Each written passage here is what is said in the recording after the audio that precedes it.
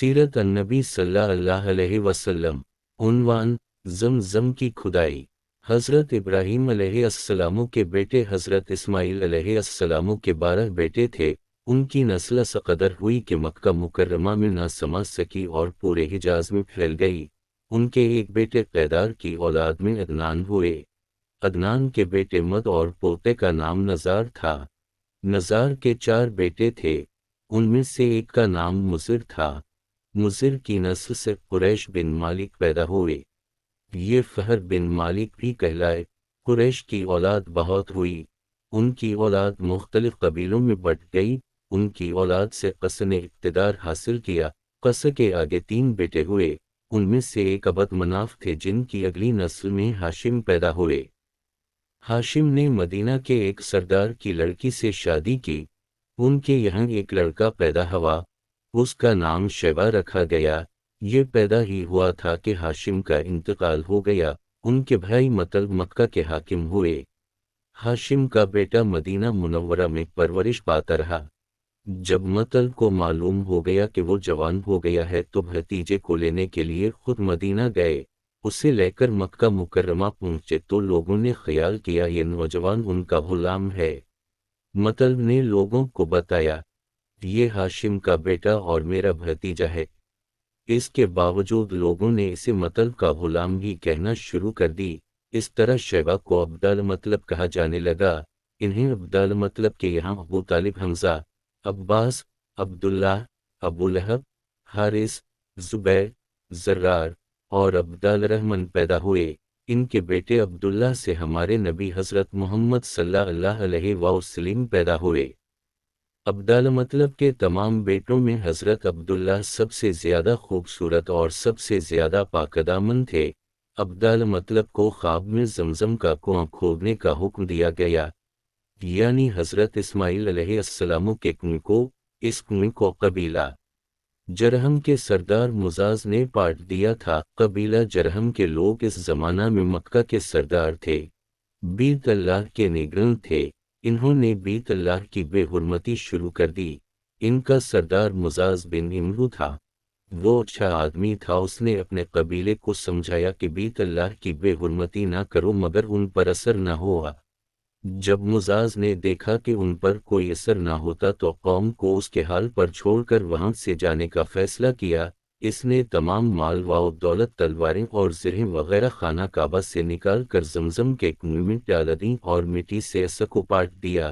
कुआं उससे पहले ही खुश्क हो चुका था।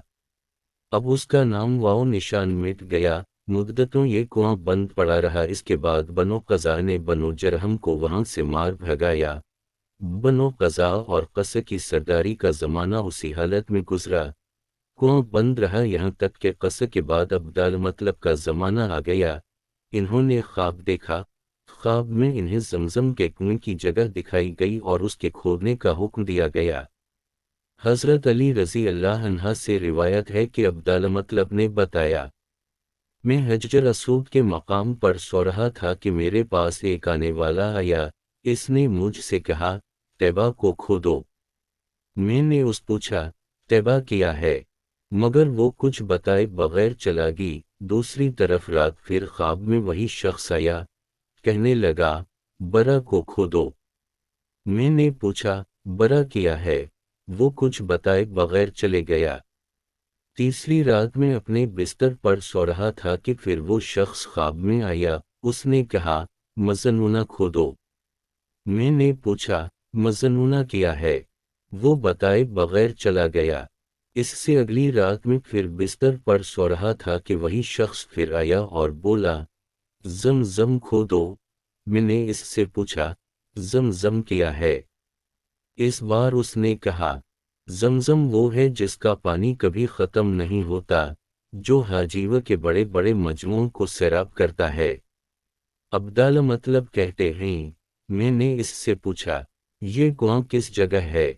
अलामत वागैन। इसने बताया, जहां गंदगी और खून पड़ा है और कौता ठोंगी मार रहा है।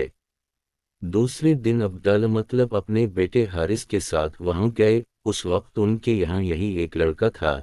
इन्होंने देखा वहां गंदगी और खून पड़ा था और एक कौता ठोंगी मार रहा था। اس جگہ کے دونوں طرف بت موجود تھے اور یہ گندگی اور خون دراصل ان بتوں پر قربان کیے جانے والے جانوروں کا تھا۔ پوری نشانی مل گئی تو عبدال مطلب کدال لے آئے اور کھدائی کے لیے تیار ہو گئے، لیکن اس وقت قریش وہاں آ پہنچے۔ انہوں نے کہا، اللہ کی قسم ہم تمہیں یہاں کھدائی نہیں کرنے دیں گے، تم ہمارے ان دونوں بتوں کے درمیان کنواں کھودنا چاہتے ہو جہاں ہم ان کے لیے قربانیاں کرتے ہیں۔ عبدال مطلب نے ان کی بات سن کر اپنے بیٹے حارث سے کہا، تم ان لوگوں کو میرے قریب نہ آنے دو، میں کھدائی کا کام کرتا رہوں گا، اس لیے کہ مجھے جس کام کا حکم دیا گیا ہے میں اس کو ضرور پورا کروں گا۔ قریش نے جب دیکھا کہ وہ باز آنے والے نہیں تو رک گئے۔ آخر انہوں نے کھدائی شروع کر دی۔ جلد ہی کنویں کے آثار نظر آنے لگے۔ یہ دیکھ کر انہوں نے اللہ اکبر کا نعرہ لگایا اور پکار اٹھے، یہ دیکھو یہ اسماعیل علیہ السلام کی تعمیر ہے۔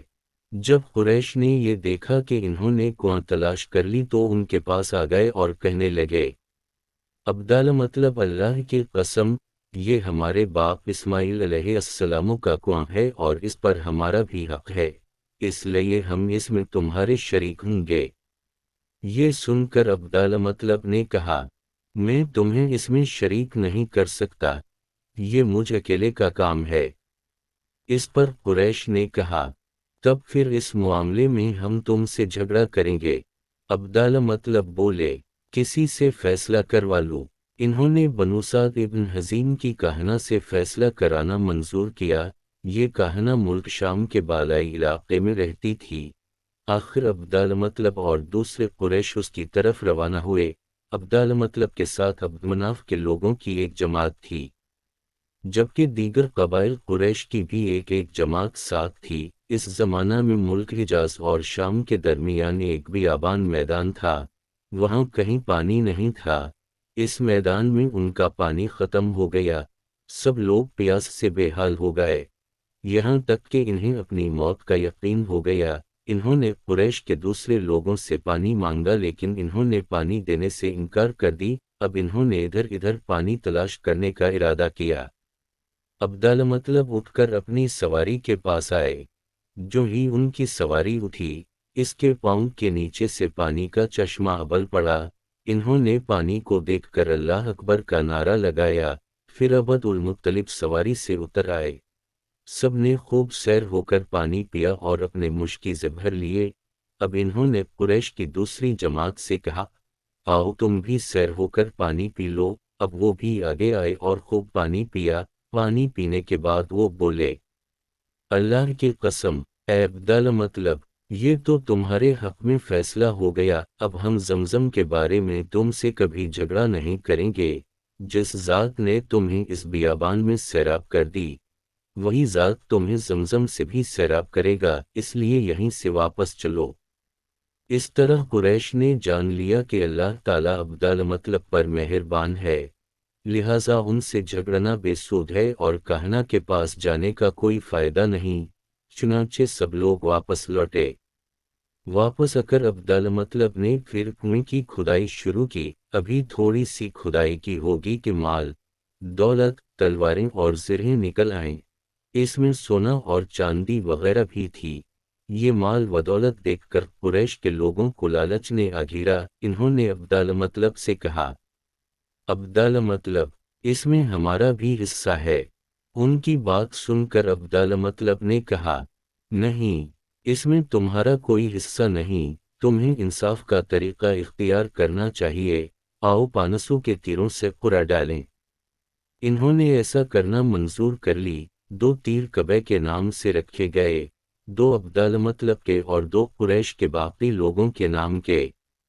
پانسا پھینکا گیا تو مال اور دولت کعبہ کے نام نکلا، تلواریں اور زرہیں عبدال مطلب کے نام اور قریشیوں کے نام کے جو تیر تھے وہ کسی چیز پر نہ نکلے۔ اس طرح فیصلہ ہو گیا۔ عبدال مطلب نے کعبہ کے دروازے کو سونے سے سجا دیا۔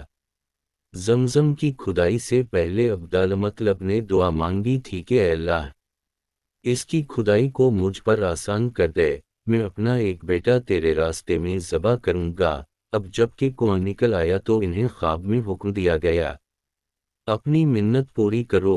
یعنی ایک بیٹے کو ذبح کرو